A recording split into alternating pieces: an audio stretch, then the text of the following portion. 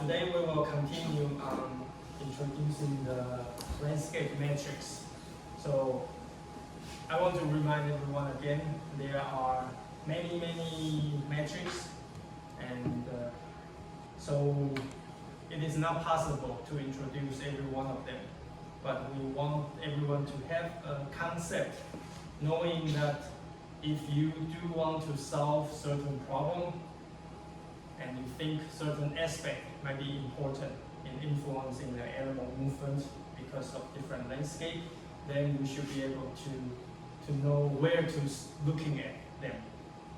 And later on, I will also provide a website, and that website has many detailed instructions and explanation on how to use each metric. And it is actually a very good website called FragStat. Frag means the fragmentation, right? FragStat. And it used to be an independent software out of the ArcGIS, but you can import your shape file or raster file, and they can, by just clicking several things, and or you can say select all, and they will just calculate every indices for you. But again, the important thing is we need to know when to use it, what's the limitation, and what would be the best solution. And because for all these different aspects, we introduced them last time, talking about area and edge, talking about shape, talking about core area or contrast.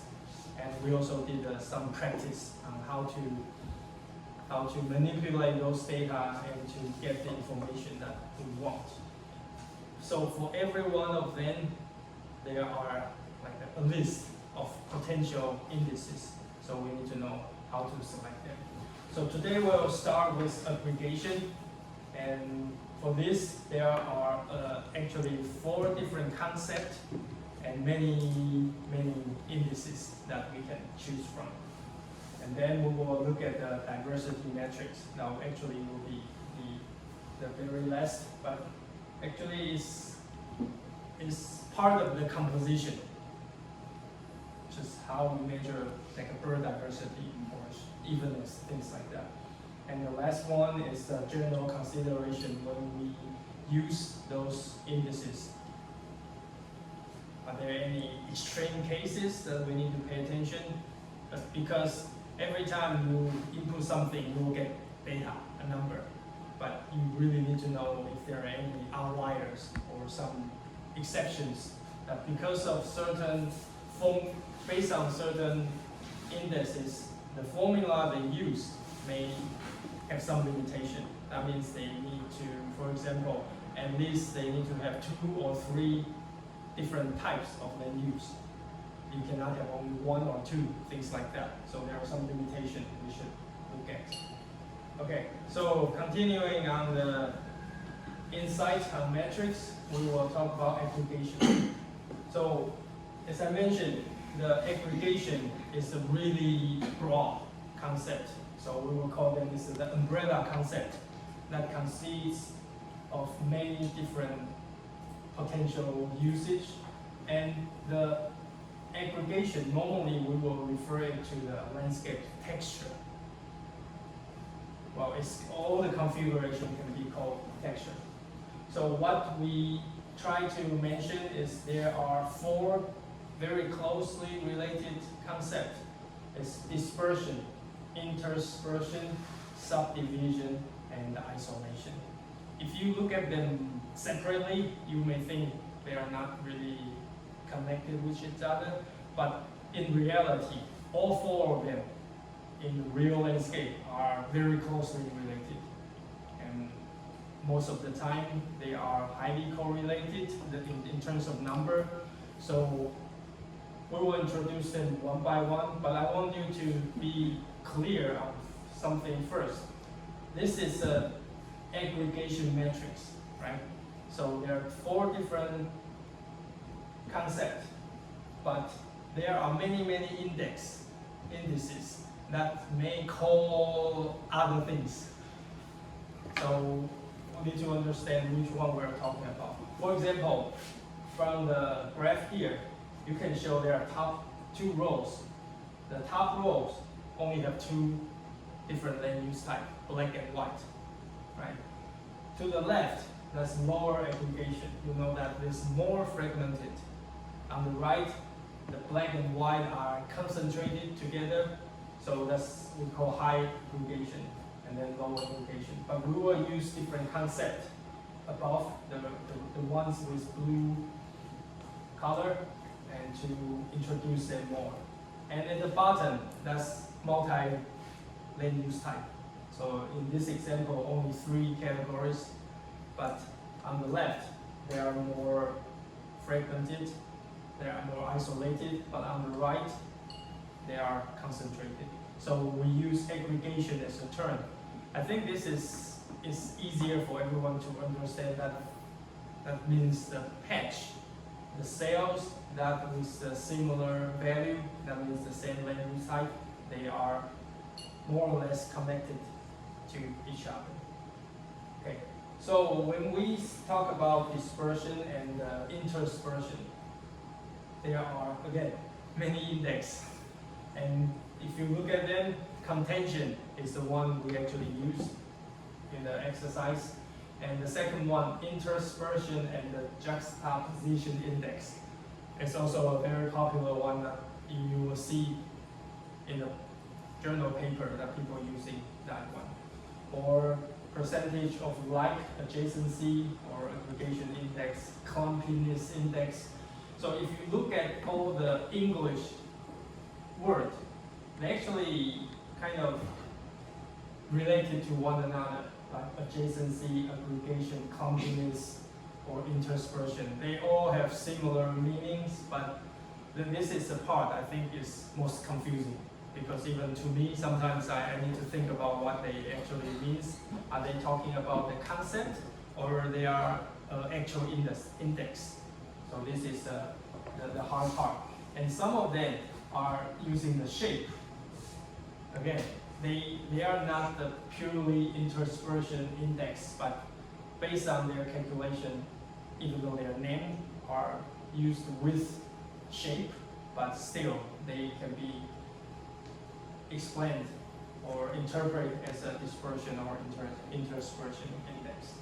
So again, we'll take some example to explain that. So the first thing is dispersion. So we actually mentioned that for dispersion is a common term in ecology. So when we try to describe how animals, individuals located in the space. So it's a spatial distribution of a single particular patch type.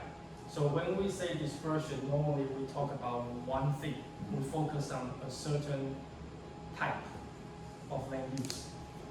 Okay, so again, it's very similar concept. And for interspersion, now we are talking about multiple level, because when you talk about one, the others are another land use, right? So there's only one possibility.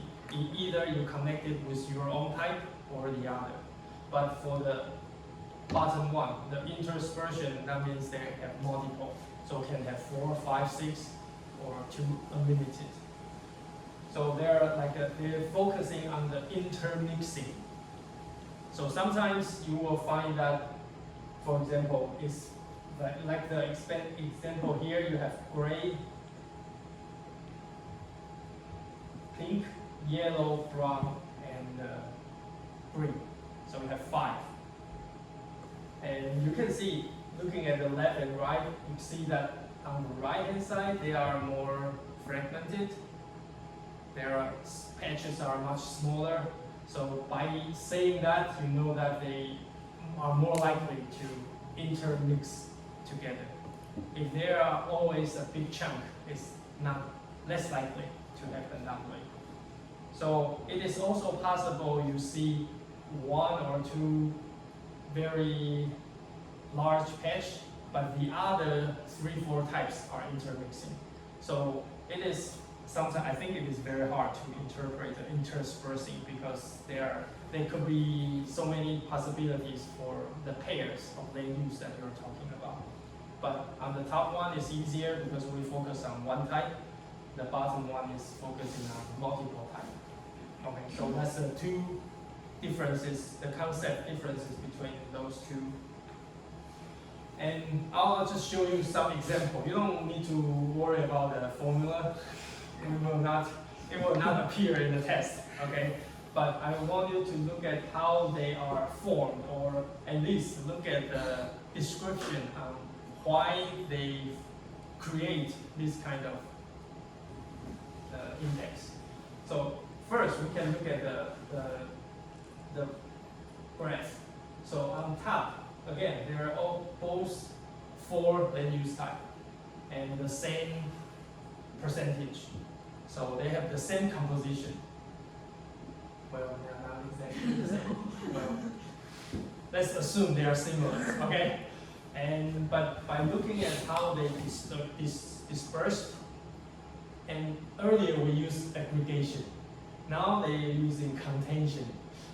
So to me, they're kind of the same, using it at different places. But for this index, what they are trying to say is the landscape clumping as a percentage of the maximum. That means how likely, given on the percentage, how likely for all of them to be clumped together, or how likely they are all dispersed, and where this landscape is in this scale. So that gives you a sense. By changing the numbers of land use type or the combination, the percentage combination, you will have totally different numbers. So it is very hard to actually compare two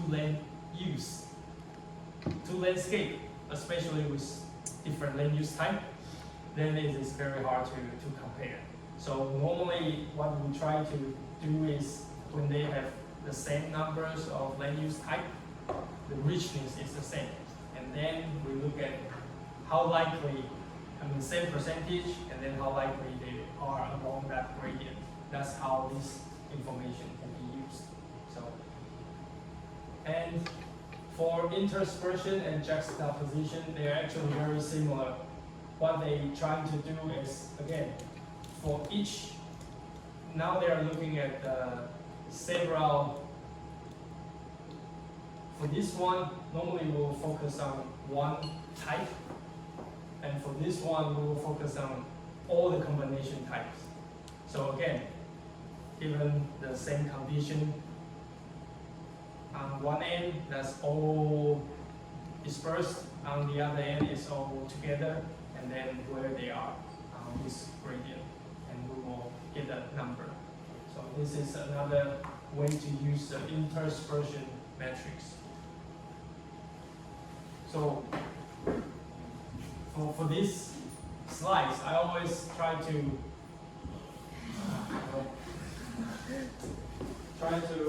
give you some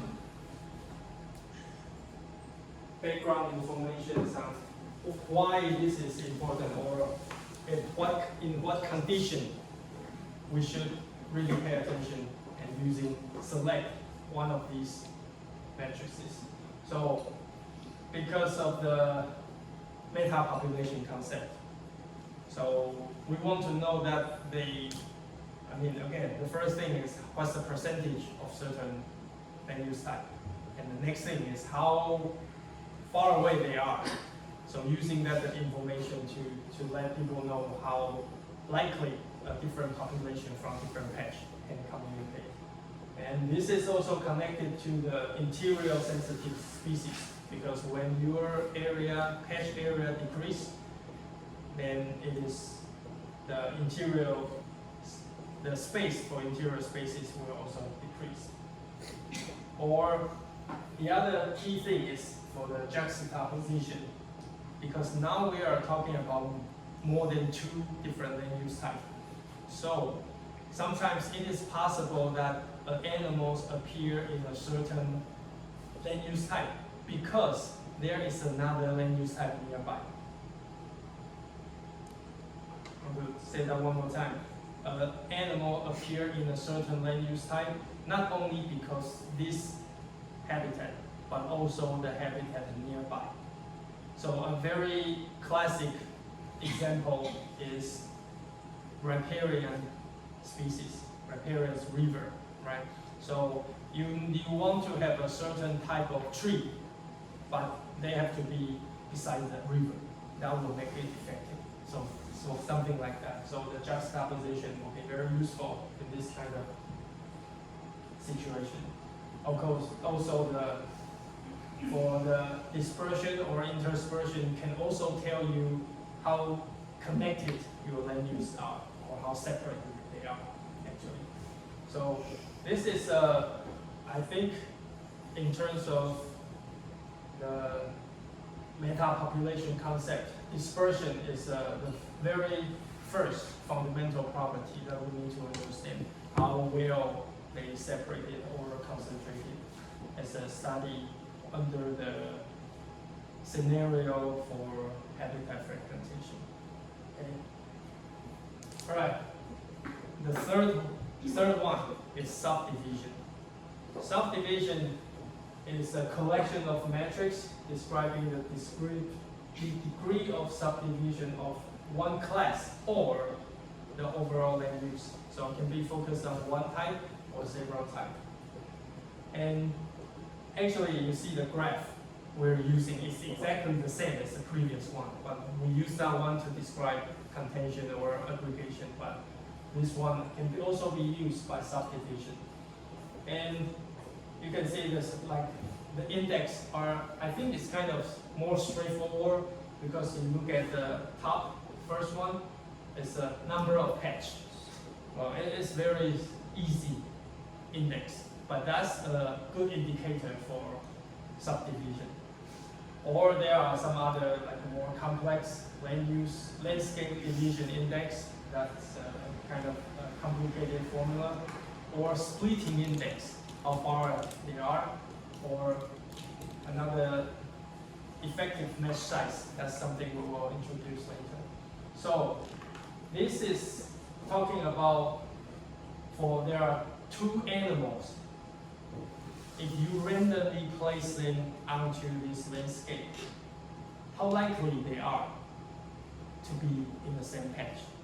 So for subdivision, the key concept is that for the effective mesh size or land use division index, we'll explain later. You will see there are many different indices that using this concept by placing two random points and then to see, again, whether or not they are in the same land use type or same patch. Second is same land use type or how far away they are. Using those as the information to measure how likely the animals randomly placed in the landscape will have the opportunity to connect or not. Okay. So this is it's an easier way to understand. So if you're looking at the gray graph and the orange graph, they kind of have the similar dispersion pattern. But the difference is that they are on top, they are connected in a way, but at the bottom they are more separated. So again, it's very close to aggregation, right? Because when they connect, you can say they aggregate together. But now we're using another term to do.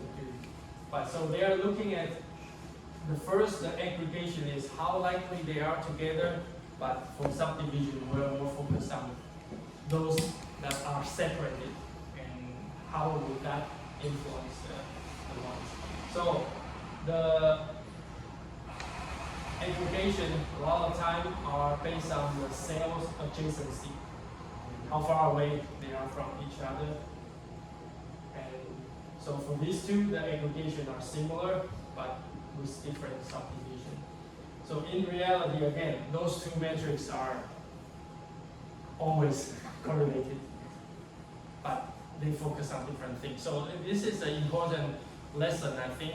So if your hypothesis is focusing on how well they connect, you may want to use aggregation. But if you're focused on maybe the distance or something may influence their interaction, then maybe you want to use subdivision. They are a little bit different but correlated. So, but either way, they will give you similar result. But from a correct standpoint that fit to your hypothesis better, that would be a better strategy. Okay. So again, similar pattern, shape, but they are far away from each other. This is subdivision. So I will give you several examples. Some of them are like extremely similar. You will understand why. So like for the landscape division index, look at the similar pattern on the left. They are kind of looking at two random points. The first one is looking at the probability that two random chosen pixels in the landscape are not situated in the same patch. So even though they may in the same land use type, but as long as not in the same patch, and that doesn't count. Okay, so when you do a lot of the random selection, you will have like just like a simulation. You have kind of many combinations. Averaging that, then you will get the index.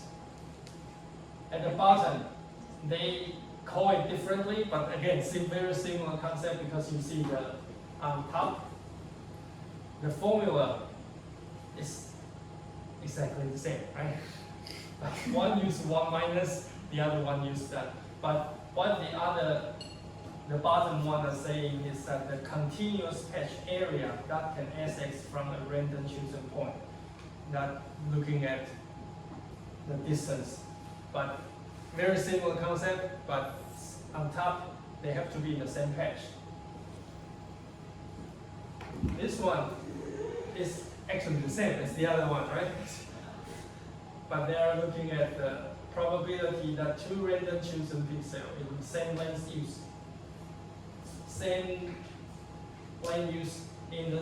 are not situated in the same patch or same land use type. So just based on different combinations of these, you can have many different metrics that you can use.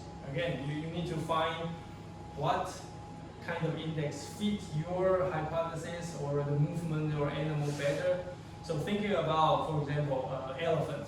If you are looking at the elephant, that you may focus on the point that how likely they will be appear in the same patch. Because if for them it's not easy to go across different patch. But if you're looking at birds, as long as the same land use type, they might be okay because they can easily fly in between. So that's the differences, minor differences that you need to consider based on your hypothesis and the animal system you will be using. Are there any questions on this subdivision metric? So the concept will be either same patch, same land use type, or different. And you can measure, sometimes you can measure whether or not they are or they are not. And also you can also use you can use the area weighted mean. And when you consider how big the size they are, how many of them. And so in most of the case, to my opinion, I think those mathematical formulas are too advanced. Kind of too detailed and using, like a really big knife to kill something really small. But if you choose the right knife, it will cut to your point better. So that's the concept. So again, here, because the subdivision implies meta-population dynamics. So this is why it's very important, especially like the case to your right. You can see their habitats are really patchy, separated, so and with different size. So that you know that how far away or how likely they will be the same edge is important. And another example here that refers to a landscape continuity. I mean, how likely a species can disperse, can go to another places, especially for like a juvenile dispersal. Those are very important. So subdivision is central to the study of habitat fragmentation. Okay, so it's different than aggregation. All right. The last out of these four, the general aggregation concept is the isolation. This one is actually more straightforward and to everyone because that's directly measure the kind of the distance from one to another. And the previous two or three are different. And sometimes it's very easy, you just measure the nearest neighbor distance. So that's the most common way. And by using that, you can also have a very complex index. Like I'll show one example. I think it's just, again, it's too much sometimes. But if the data you have can match the reality better, the matching are actually good, you can actually create a very powerful detailed map based on that. So again, there are many like proximity index or similarity index using that. And also the ones above the line is class level. Sometimes you can also do cell level. If that's your animal is kind of have a really small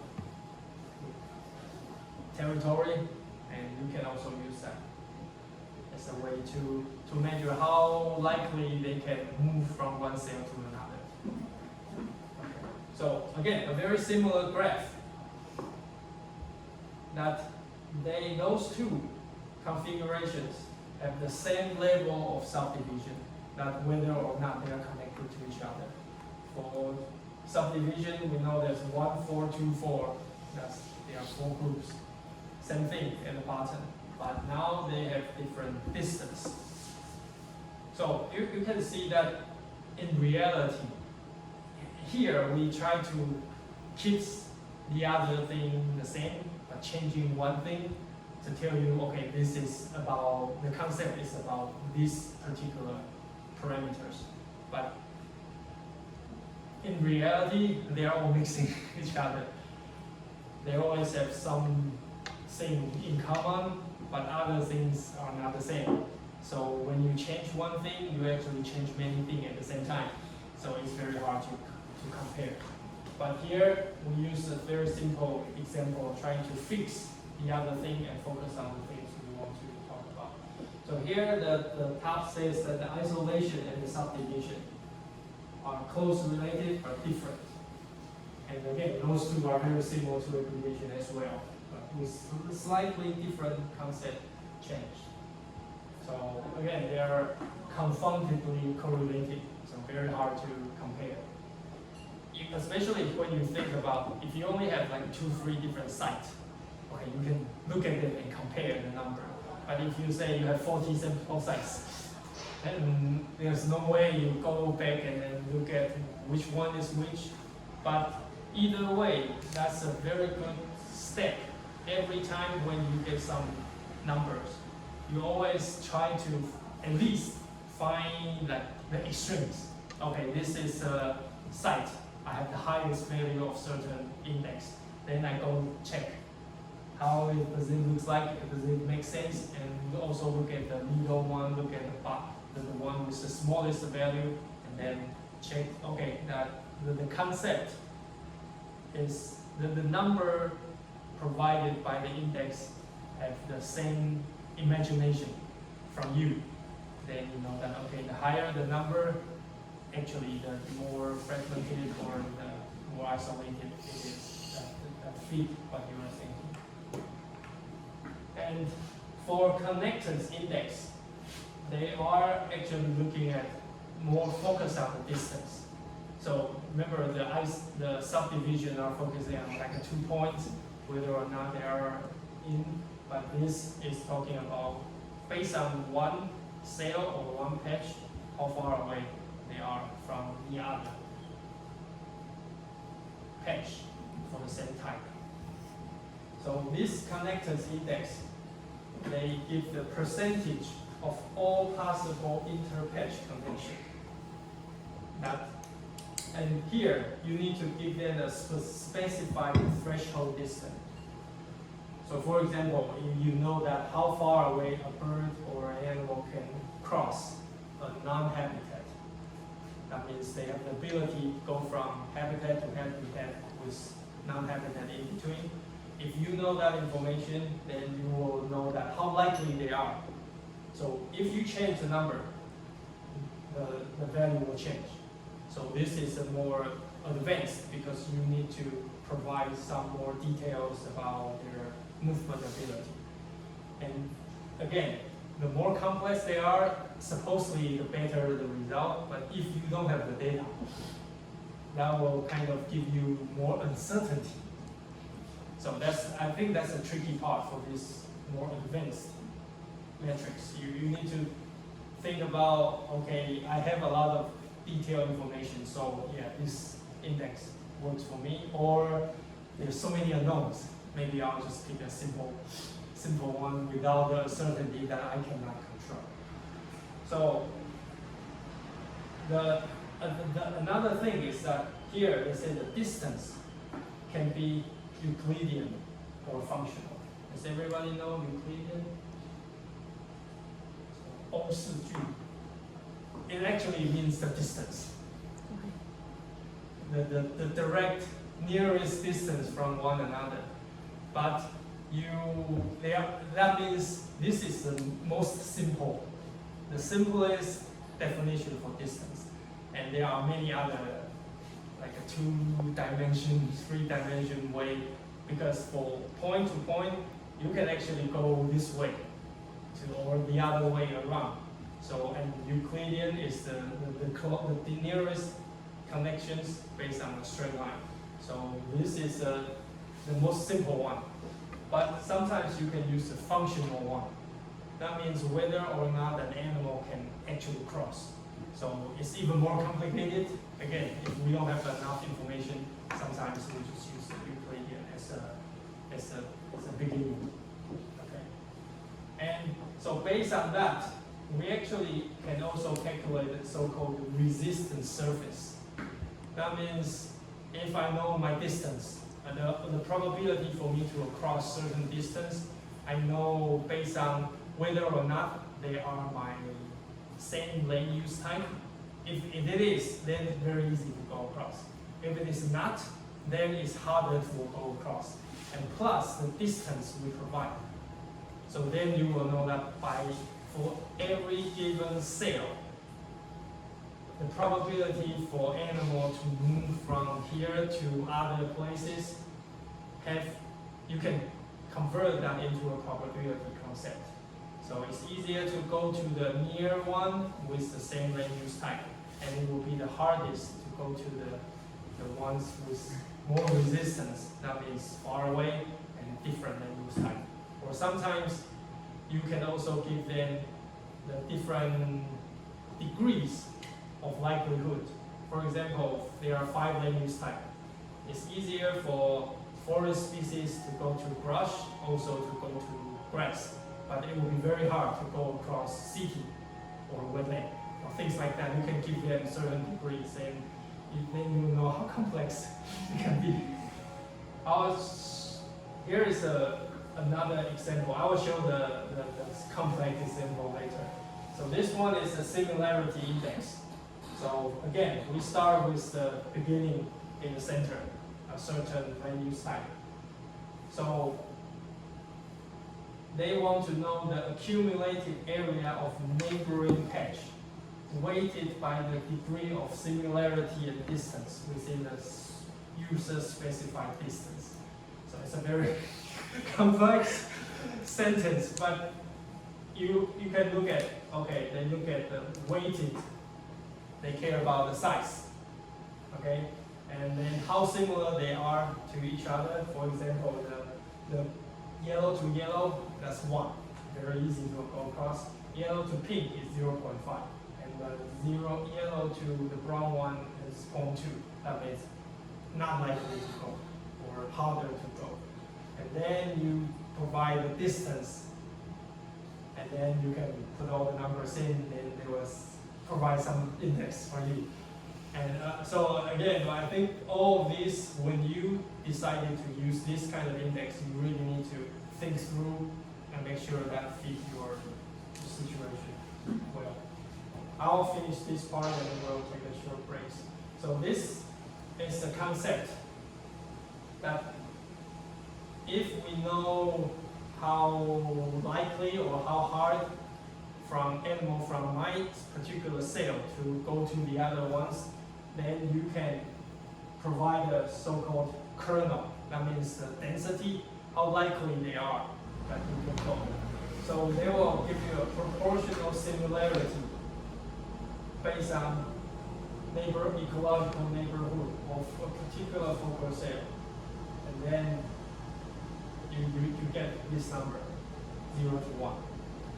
And here is complex ones, like here from A, you see there are A, B, C, D, E, right? Different land use type. And they will tell you A to A is very likely, that's 1. And A to E is very hard. I'll give you a number 5. And also move there, and then using all kinds of combination to tell you how likely or how unlikely they can go to another places. So eventually you will get the information like that at the E. And that means the darker ones means how likely they will be, because they will be more likely to be in the center, right? There's no effort to move. And then the ones that are very similar to the top left, okay, that's close enough, same type, very likely. The rest will be less likely. So that's the information for that particular cell. Then you move that to a cell next to you, you can get another kernel density. Move to another one. So you can have, I don't know how many densities that you can get.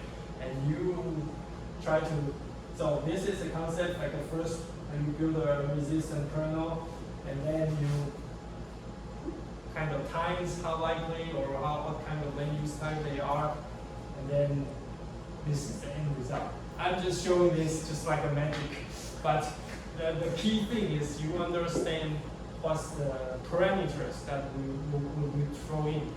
I mean, the basic thing is whether or not they are the same land use type. Then we give them different degrees of how hard it is to go from one type to another, and then plus the distance. And then we can also give them a specified distance that they can or cannot go. So using all those information, you can get a map like that. That means you can find at any given point, and you know that how likely they can connect to other places, or how likely they can move. For example, think about this is like the orange one is a river. Okay, so now you know that it is very likely for them to go along the river. But the white one also, double check. Why there is no it's remember the white one are the ones that are not suitable at all. So you know that they are some habitats are very distinct. It's not suitable habitat nearby. But how they are more likely to go from the other is actually you need to go through certain landscape features for you to go around. So I normally use this example to kind of show you, after all these very complicated calculations, you can get a product like that, and that can give you a sense of how animal can move. And I think this is something we should be able to do in our Grasshopper survey. because we have many information like that. The problem is they can fly so far away, right?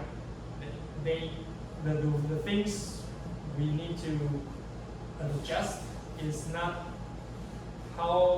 whether or not they can fly over, because they can fly over anything, but whether or not they can stay in a certain place. So based on that, you can exclude a lot of the unsuitable habitat and using the likelihood for them to go from another, because actually distance will be the very important thing, because the closer you are, the more likely, the more easier you can go to that point.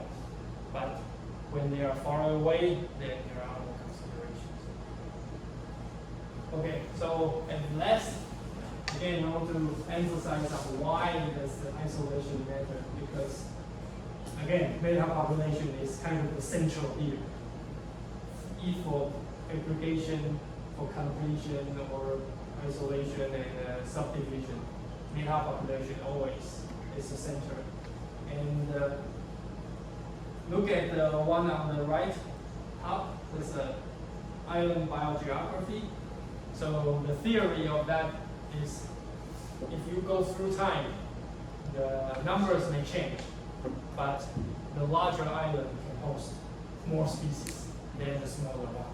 So again, size and weight, how likely, for island biogeography, we always talk about if there are local extinction. It is how likely you have like immigration coming in, things like that. So this will definitely be important. Or the second thing, I think this is a very important case, interesting case about fire. So look at the bottom one. There are different flammability. The black, dark green, and the light green are an indicator of how likely they are, or whether or not they are burned. So if you look at the left, so the high flammability, that means there are maybe a lot of the dry leaves and the materials that can burn. So if you have two, like an ignition point, and you know that the ones are in the low flammability, well, they will stop there. But for the high one, they actually will connect and clear out all the patches with high flammability. But now if you have wind, then they can jump. That means their travel ability increase. And so using this concept, you can also kind of predict how likely, if there's a fire happen, how much habitat it will destroy, or things like that. So it is actually a very useful, it is not a very complicated concept, and we use this in like animal movement scenario, but they actually can be used in a lot of different places. Okay, let's take a short break.